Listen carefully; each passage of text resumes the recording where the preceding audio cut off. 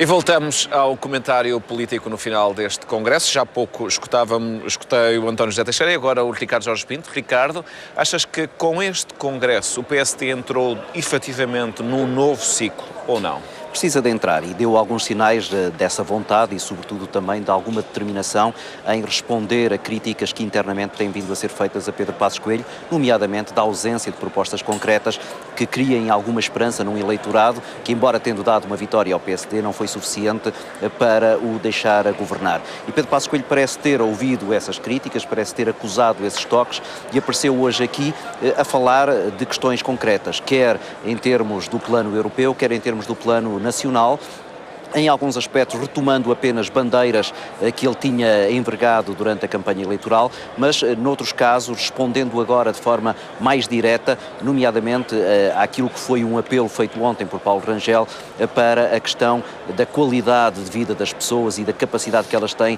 de melhorar a sua forma de estar num país que ainda está agora a recuperar de uma crise. E desse ponto de vista parece-me que Pedro Passos Coelho, pelo menos no plano das intenções, estará agora um bocadinho mais entusiasmado para ser proativo e também deixar menos espaço para que o Partido Socialista possa continuar a apelar ao PSD para se juntar a esses entendimentos. Agora, Pedro Passos Coelho deixou o ónus do outro lado e disse que terá que ser o Partido Socialista a vir responder às nossas propostas, considerando que a estabilidade política é fundamental e aí nós percebemos qual é a armadilha. A armadilha é no momento em que o Partido Socialista se sentir tentado a vir a entender-se com o PSD em matérias onde nós percebemos que ideologicamente eles estão próximos, bloquistas e comunistas poderão ficar mais afastados. É mesmo que a Associação de Cristas, a nova líder do CDS-PP, aplaudiu diversas vezes a intervenção de Pedro Passos Coelho como se a coligação ainda existisse. E assinava que sim com a cabeça, ou seja, havia ali claramente uma sintonia que extravasa aquilo que, do ponto de vista público, mas tem não sido é habitual, afirmado. não é? Não é habitual, se calhar ou melhor, não seria normal, digamos assim. Pois, e não é habitual no momento em que os partidos são concorrentes. Agora, é preciso também recordar que eles ainda há muito pouco tempo foram governo. Seria também estranho que agora, de repente, estivessem discordantes em relação a algumas questões. Eu trazia aqui para esta discussão dois aspectos. O primeiro é que, do ponto de vista ideológico, Pedro Passos Coelho mostrou-se irredutível, ou seja, esta questão da social-democracia pareceu-me aqui um bocadinho arredada.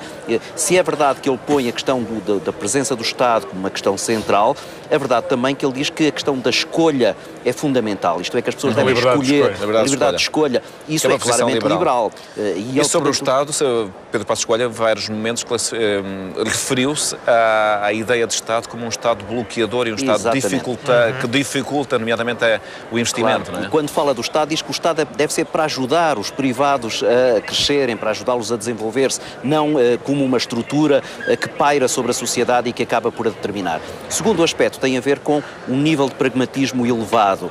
Se é verdade que ele não abdica dos seus valores, no final ele também diz, mas se alguém dentro do partido nos convencer que outras ideias são melhores do que as nossas, nós seguiremos, porque não estamos agarrados às ideias, queremos é preservar os valores.